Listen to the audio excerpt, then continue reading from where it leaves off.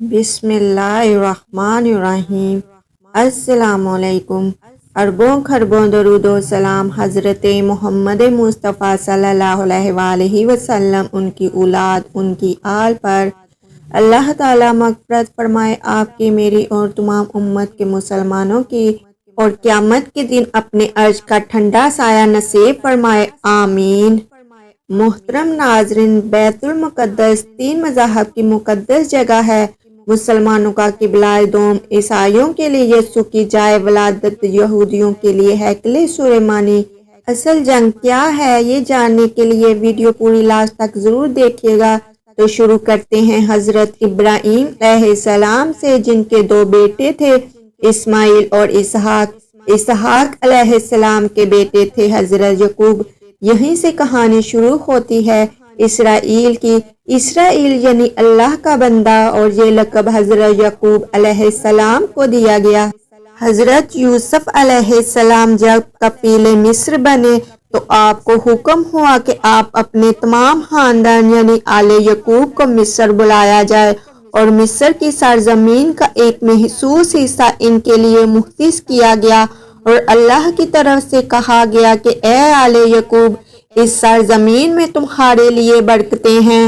حضرت یوسف علیہ السلام 12 بھائی تھے، اسی لیے اللہ تعالیٰ نے ان کے لیے 12 چشمے جاری کیے، اور یوں اس سرزمین کا نام حضرت یعقوب علیہ السلام کے لقب سے اسرائیل پڑ گیا، جسے آج یروشلم بھی کہتے ہیں۔ آپ کی نسل سے کم و بیش 70,000 انبیاء اکرام آئے۔ حضرت یوسف علیہ السلام کے بھائی یہودا کی نسل آگے بڑھی تو اس میں سے آنے والے تمام بنی اسرائیل یہودی کہلائے۔ وقت گزرتا گیا اور حضرت موسیٰ علیہ السلام کا دور آیا۔ جب فرعون نے مصر کی آپ پر تنگی کی تو بنو اسرائیل کے ساتھ آپ کو مصر سے نکلنا پڑا۔ اس دوران بنی اسرائیل پر اللہ تعالیٰ کی بہت سی کرم نوازیاں بھی ہوئیں، جن میں سے من و سلویٰ، چشموں کی بہتات، مچھلیوں کا شکار کا ذکر قرآن پاک سے بھی ملتا ہے، جس کے لوتھڑے سے مردے نے اللہ کے حکم سے زندہ ہو کر اپنے قاتل کا بتایا۔ اس گائے کی نشانیاں اللہ تعالیٰ نے قرآن پاک میں بیان فرمائی، جو کہ ایک سرخ مائل رنگت کی گائے تھی، اور ایسی گائیں آج بھی یہودیوں کے نزدیک مقدس مانی جاتی ہیں۔ حضرت موسیٰ علیہ السلام کے بعد دیگر نبی آئے۔ اس دوران میں حضرت موسیٰ علیہ السلام اور ان کے دور کی کچھ باقیات، تورات، من و سلویٰ کا کچھ حصہ بنی اسرائیل نے ایک صندوق میں محفوظ کر لیا۔ یہ اللہ کی طرف سے حضرت آدم علیہ السلام کو دیا گیا ایک خاص صندوق تھا، جو نسل در نسل نبیوں کے پاس رہا، جسے قرآن میں تابوت سکینہ کے نام سے پکارا گیا ہے، اور یہ یہودیوں کو اپنی جان سے زیادہ عزیز ہے۔ حضرت داؤد علیہ السلام نے جب جالوت کو ہرا کر اس سے تابوت سکینہ حاصل کیا تو یوں بنی اسرائیل نے انہیں نبی تسلیم کر لیا، اور حضرت داؤد علیہ السلام نے اس صندوق کی حفاظت کے لیے ایک ہیکل تعمیر کروانا شروع کیا، جو کہ ان کی زندگی میں مکمل نہ ہو سکا۔ ان کے بیٹے حضرت سلیمان علیہ السلام نے جنوں کی مدد سے اس کو مکمل کروایا، اور اسی دوران میں آپ کی بھی وفات ہو گئی۔ اسی وجہ سے اسے ہیکل سلیمانی کہا جاتا ہے۔ بعد ازاں بابل کے بادشاہ بخت نصر نے اسرائیل پر حملہ کیا اور ہیکل سلیمانی کو بھی گرا دیا، اور تابوت سکینہ بھی اپنے ساتھ لے گیا۔ سائپرس دی گریٹ نے دوبارہ یہ شہر حاصل کیا، یہودیوں کو دوبارہ یہاں آباد کیا، اور تابوت سکینہ کو بھی واپس لایا گیا۔ ہیکل سلیمانی ایک دفعہ پھر تعمیر کیا گیا۔ پھر وقت گزرا اور حضرت عیسیٰ علیہ السلام کی آمد ہوئی، جنہیں نعوذ باللہ یہودیوں نے دجال، ناجائز اور کیا کیا لقب دیے۔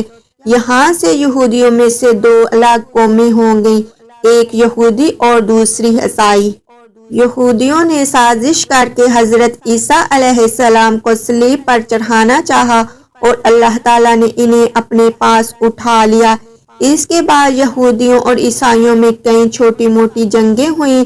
پھر عیسائی رومی بادشاہ ٹائرس نے اس شدت سے یروشلم پر حملہ کیا، اس پورے علاقے کی اینٹ سے اینٹ بجا دی۔ ہیکل سلیمانی کو گرا دیا، جس کی صرف ایک دیوار اس وقت اپنی اصلی حالت میں موجود ہے، جسے دیوار گریہ کہا جاتا ہے، جہاں یہودی جا کر تورات کی تلاوت کرتے ہیں اور گریہ وزار کرتے ہیں۔ تابوت سکینہ بھی نہ جانے کہاں غائب ہو گیا۔ ٹائرس کے حملے کے بعد یہودی آخری نبی کے انتظار میں تھے، کیونکہ اللہ پاک کا ان سے وعدہ تھا کہ انہیں پھر عروج بخشا جائے گا۔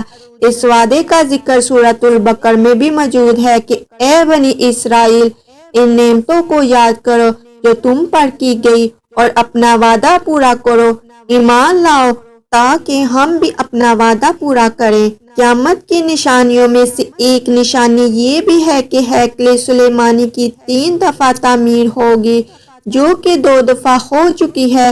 یہودی اپنا مسیحا اور آخری نبی کے انتظار میں تھے کہ ٹائرس کے حملے کے 500 سال بعد نبی آخر الزماں کی ولادت ہوئی۔ یہاں یہودیوں کو یہ جھٹکا لگا کہ سارے نبی حضرت اسحاق کی نسل سے ہیں، تو آخری نبی حضرت اسماعیل کی نسل سے کیوں کر آ گئے، اور انہوں نے ایمان لانے سے انکار کر دیا۔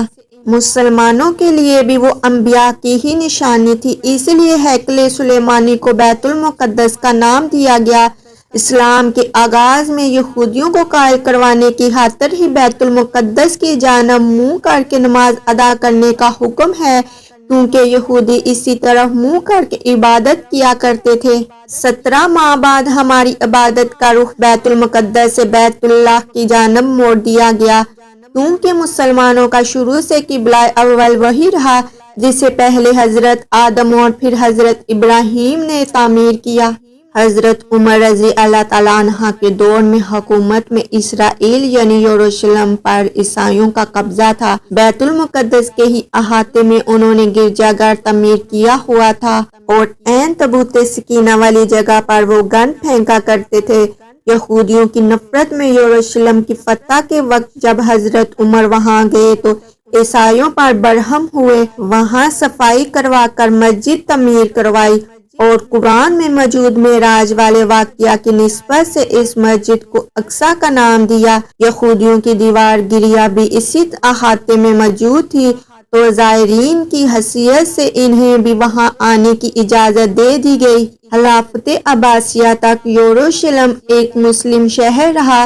اس کے بعد عیسائیوں نے دوبارہ یروشلم پر حملہ کر کے اس پر قبضہ کر لیا۔ صلاح الدین ایوبی نے عیسائیوں کے خلاف 50 سے زائد جنگیں کر کے بیت المقدس دوبارہ حاصل کیا، اور پھر 700 سالوں تک یہ خلافت عثمانیہ کے زیر سلطنت رہا۔ یہودیوں کو بھی دیوار گریہ تک اپنے مذہبی اقدامات کی آزادی رہی، اور یہودی آہستہ آہستہ پھر یروشلم میں آباد ہونا شروع ہو گئے۔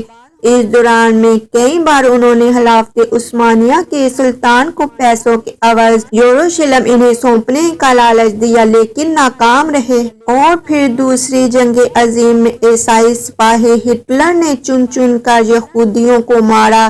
قریباً 60 لاکھ کے قریب یہودیوں کا قتل عام کیا گیا، اور یہ در بدر بھاگنے پر مجبور ہو گئے۔